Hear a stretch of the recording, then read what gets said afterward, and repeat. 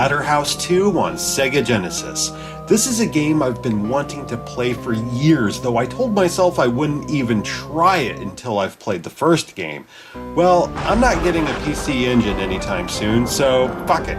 Developed by Namco, Splatterhouse started out as an arcade game and was later ported to the PC engine, otherwise known as the TurboGrafx-16. The plot centers around Rick and Jen, a pair of college kids that happen upon the so-called Splatterhouse, where world-renowned parapsychologist Dr. West conducts unspeakably gruesome experiments.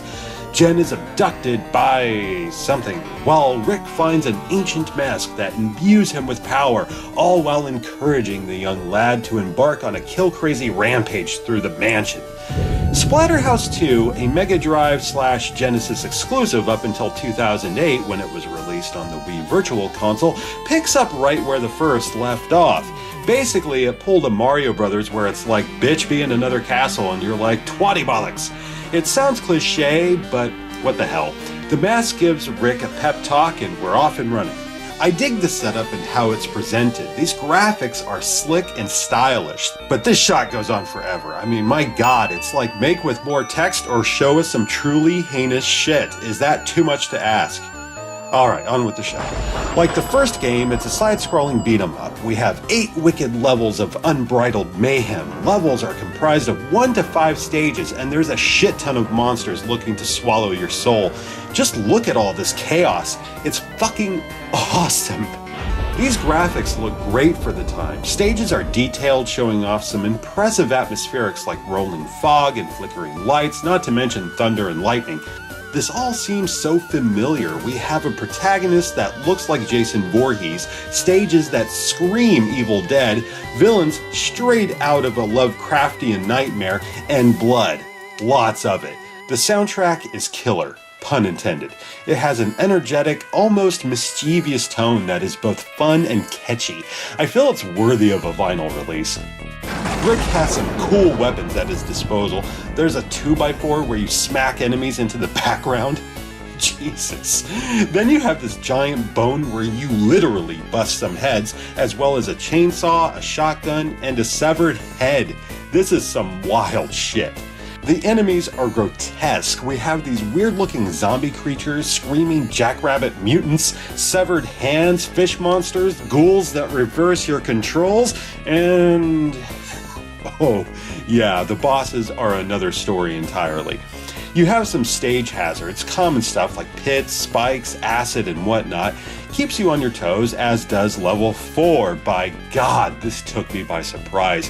Here you just gotta outrun this giant sea monster while you cross a bridge, killing zombies in the process. This is as good a time as any to talk about this game's most irritating attribute, the difficulty. Many players over the years had warned me of its challenging gameplay, and to be honest, I thought it had to have been exaggerated. Then I saw the options screen, and I was like, nope, we get normal, difficult, and game master. It's one of those kind of games. Yeah, terrific. Initially, it's not all that hard. I breezed through the first stage with a minimum of fuss. The boss didn't put up much of a fight at all. I'm thinking to myself, I'm either a total badass or it's the calm before the storm. It proved to be the latter.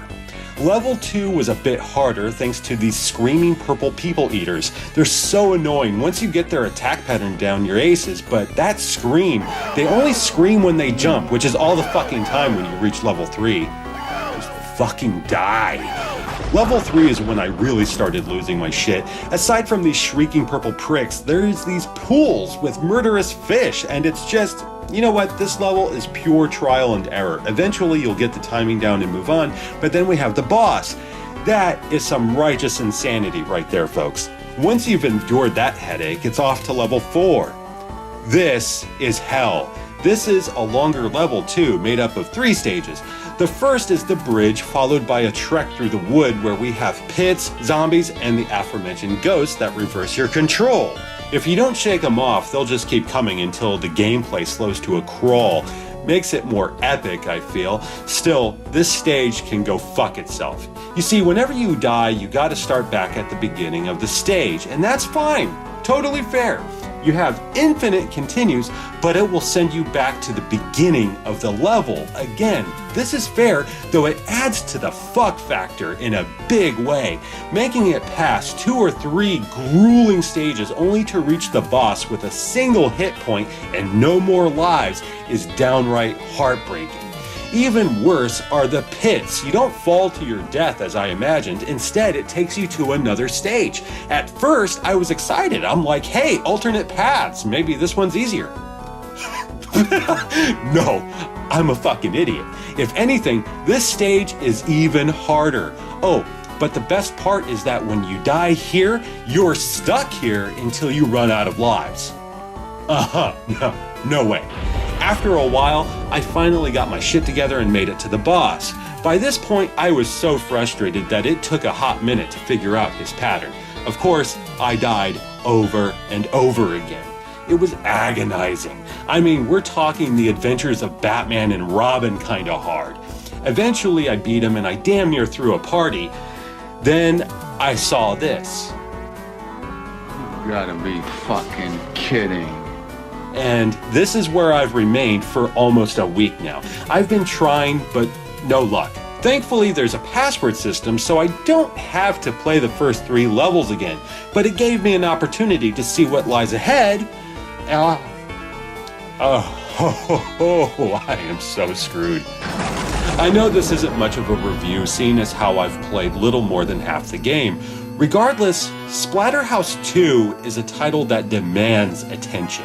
Yes, this is definitely one of the hardest games I've ever played, though it's also one of the most enjoyable.